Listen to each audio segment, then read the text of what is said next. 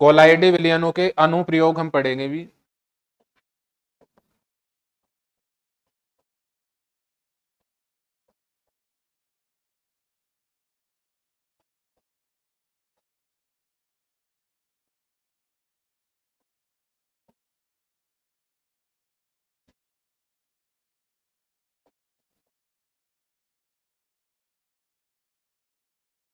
देखो कोलाइडी विलयनों का अनुप्रयोग, इसमें सबसे पहला अनुप्रयोग हम यहाँ पे पढ़ेंगे नंबर 1, ध्यान से समझना है। पहला कौन सा है भी? रक्त का थक्का जमना।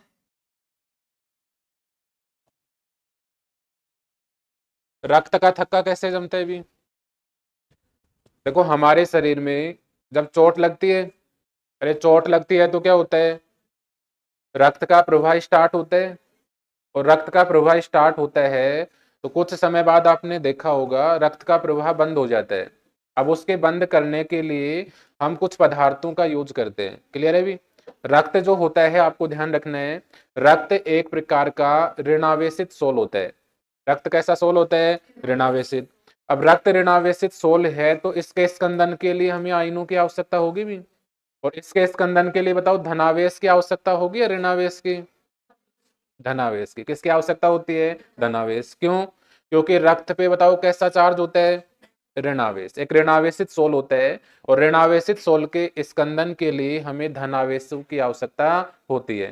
तो यहां से हम धनावेशित सोल के रूप में किस किस का उपयोग करते हैं? एक तो यहाँ पे हम यूज करते हैं FeCl3 का। किसका यूज करते हैं भी? FeCl3 का। और किसका यूज करते हैं?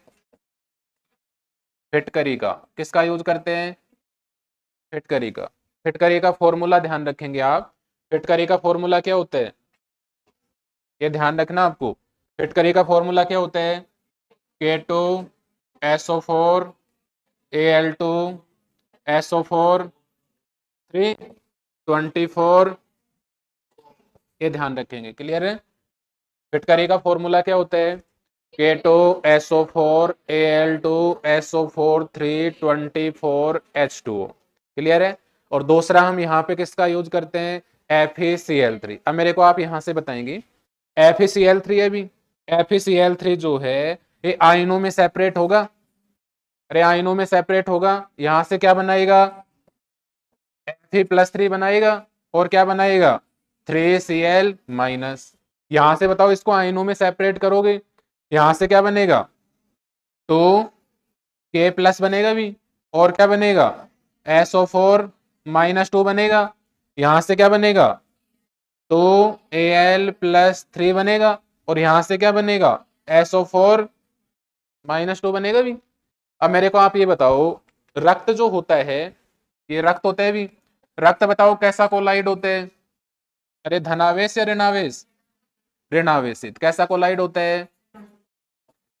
रक्त जो होता है वो एक ऋणावेशित सोल होता है, ऋणावेशित कोलाइड होता है। अब ऋणावेशित कोलाइड जो है इसका स्कंदन करेंगे अपन। अरे क्या करेंगे? स्कंदन करेंगे तभी तो रक्त का प्रवाह बंद होगा।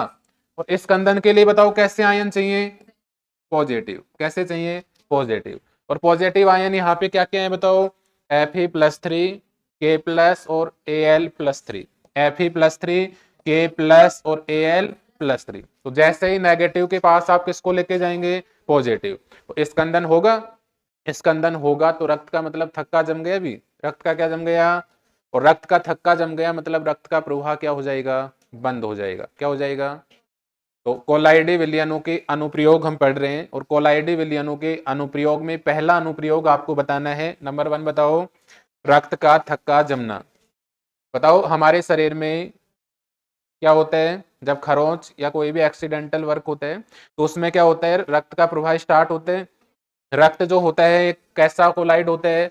ऋणावेशित। कैसा होता है? ऋणावेशित। इस ऋणावेशित के लिए हमें कौन से स्कंदन के लिए कौन से आयन चाहिए? धनावेश। धनावेश को ऋणावेश के पास लेके जाओगे तो स्कंदन हो जाएगा। इसके लिए हम किस किस का उपयोग करते हैं? FeCl3 और फिटकरी। फिटकरी का फॉर्मूला ध्यान रखेंगे, K2SO4 Al2 SO4 324H2। इसमें धनावेश कौन कौन से हैं? K+ और Al+3। दूसरा आप किसका यूज करते हैं? FeCl3, इसमें धनावेश क्या है Fe+3। तो जैसे ही ऋणावेश के पास किसको लेके जाएंगे, धनावेश को, तो क्या होगा, स्कंदन होगा। क्या होगा भी, स्कंदन, और रक्त का प्रवाह क्या हो जाएगा, बंद। इसे को हम कहते हैं रक्त का थक्का जमना। क्लियर है पहला नंबर।